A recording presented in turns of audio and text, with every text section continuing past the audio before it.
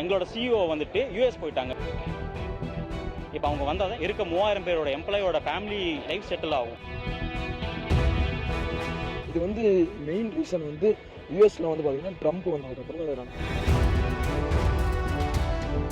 First வச்சது பெரிய ஒரு கம்பெனி தூக்கணும்னா எங்களுக்கு தான். நேற்றுக்கு நடந்த ஒரு போராட்டத்துக்காக காலையில் வந்து ஒரு மெயில் வந்துச்சு. வாட் அபவுட் த காம்பன்சேட் வந்து எங்களுக்கு சுத்தமாகவே எங்களுக்கு அது ஐடியா இல்லை. அமெரிக்க அதிபராக ட்ரம்ப் வந்தார். கோவை சுங்கம் மற்றும் ஆர்எஸ் புரத்தில் செயல்பட்டு வந்த ஃபோக்கஸ் எஜுமேட்டிக்ஸ் என்ற அமெரிக்க ஆன்லைன் கல்வி சேவை நிறுவனத்தின் 2000 பணியாளர்களும் எந்த ஒரு முன்னறிவிப்புமின்றி பணியில் இருந்து உடனடியாக நீக்கம் செய்யப்பட்டனர். சார், இந்த கம்பெனி பார்த்தீங்கன்னா 2010 ஆரம்பிச்சதுங்க. 2010 15 வருஷமா அந்த கம்பெனி ரன் ஆகிட்டு தான் இருக்குங்க. திடீர்னு ஃப்ரைடே அன்னைக்கு ஒரு கால் வந்ததுங்க. அந்த மாதிரி ஐடி சர்வீஸ்னால ஆஃபீஸை வந்து ஷட் டவுன் பண்ணுறோம், ஒரு 12 மணி வரைக்கும் சொல்லி தான் ஆரம்பித்தாங்க.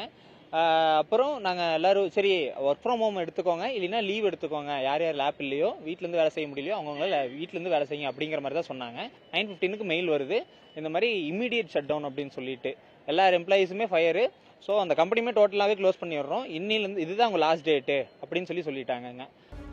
இந்த நடவடிக்கைக்கும் ட்ரம்புக்கும் ஏதாவது தொடர்பு இருக்கும் என்று பாதிக்கப்பட்டவர்களில் பலர் பேசிக் கொண்டாலும் இந்த முடிவுக்கு என்ன காரணம் என்பதை அந்த நிறுவனத்தின் உயர் அதிகாரிகள் தொழிலாளர் நலத்துறையினரிடம் தெரிவிக்க மறுத்துவிட்டனர். அதே நேரத்தில் பணி நீக்கம் செய்யப்பட்ட ஆன்லைன் பயிற்றுநர்களுக்கு தங்களால் என்ன செய்ய முடியும் என்பதை மட்டும் தெரிவித்துள்ளனர். அனைவரது இமெயிலுக்கும் ஒற்றை கடிதத்தில் பணி நீக்க அறிவிப்பை அனுப்பி தங்களை ஃபோக்கஸ் எஜுமேட்டிக்ஸ் நிறுவனம் கை கழுவியுள்ளதாக வேதனை தெரிவித்தனர் பணியாளர்கள். நடந்த ஒரு போராட்டத்துக்காக காலையில் வந்து ஒரு மெயில் வந்துச்சு. இந்த மாதிரி நாங்கள் ஜான்வரியோட இது வந்து நாங்கள் செட்டில் பண்ணுறோம், 31 வரைக்கும் வெயிட் பண்ணுங்கள், சைக்கிள் வந்து போயிட்டுருக்குன்னு சொல்லியிருக்காங்க. அப்புறம் 5 years ஒர்க் பண்ணவங்களுக்கு வந்து எக்ஸ்பீரியன்ஸ் சர்டிஃபிகேட் தரோம். அப்புறம் டேக்ஸ் அந்த பிஎஃப் எண்டு டேட் போட்டு நீங்கள் பிஎஃப் கிளைம் பண்ணிக்கிறது இவ்வளவும் கொடுத்துருக்காங்க. ஆனால் வாட் அபவுட் த காம்பன்சேட் வந்து எங்களுக்கு சுத்தமாகவே எங்களுக்கு அது ஐடியா இல்லை. எங்களுக்கு வந்து அது வேணும். இந்த வேலையை நம்பி தாங்கள் பெற்ற சில கடன்களுக்கு எப்படி இஎம்ஐ செலுத்துவது என்பது தெரியாமல் தவித்து நிற்பதாக சிலர் கண் கலங்கினர்.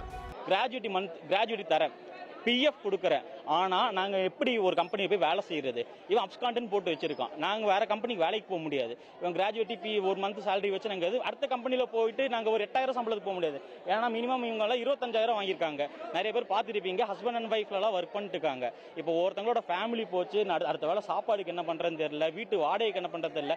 எனக்கு 35,000 இஎம்ஐ இருக்கு, நானே என்ன பண்ணுறதுன்னு தெரியாமல் சுற்றிட்டு இருக்கேன். கோவை மாவட்ட ஆட்சியர் அலுவலகத்தை தொடர்ந்து தொழிலாளர் நலத்துறை அலுவலகத்திலும் புகார் கொடுத்துள்ளனர். இங்கே லோக்கல் இருக்கிற ஒரு 500 பேர் கூடணும், கலெக்டர் ஆஃபீஸ் போனோம், அங்கே போய் மனு கொடுத்தோம், அப்புறம் கமிஷனர் ஆஃபீஸ் போனோம், அதை தாண்டி நாங்கள் லேபர் ஆஃபீஸ் போனோம். அவங்க உடனே நேற்று எங்களோட மேலே வந்து பார்த்திங்கன்னா போர்ட் ஆஃப் டைரக்டர் அபினவ் இருக்கார். ஸோ அவங்கக்கிட்ட வந்து கான்டாக்ட் பண்ண ட்ரை பண்ணாங்க. இன்றைக்கி வந்து அவருக்கு கான்வர்சேஷன் நடத்திருக்காரு அபினவ் கூட. அதுக்கு அவங்க என்ன சொல்லியிருக்காங்கன்னா 31st வந்து பார்த்தீங்கன்னா சேலரி வந்து இந்த மந்த்துக்கு கொடுக்குறோம். லேபர் ஆஃபீஸில் வச்சு அசிஸ்டன்ட் கமிஷனர் முன்னாடி இந்த வாக்குறுதி எங்களுக்கு கொடுத்துருக்குறாங்க.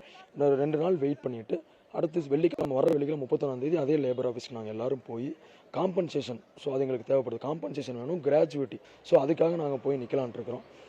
இந்த நிலையில் தற்போது ஒரு சிலருக்கு நாங்கள் ஊதியம் தருகிறோம் என இமெயில் மூலமாக நிர்வாகம் அறிவித்துள்ளதாக தகவல் வெளியான நிலையில் பணியாளர்கள் இதனை சட்டப்பூர்வமாக சந்திப்போம் என தெரிவித்திருக்கிறார்கள்.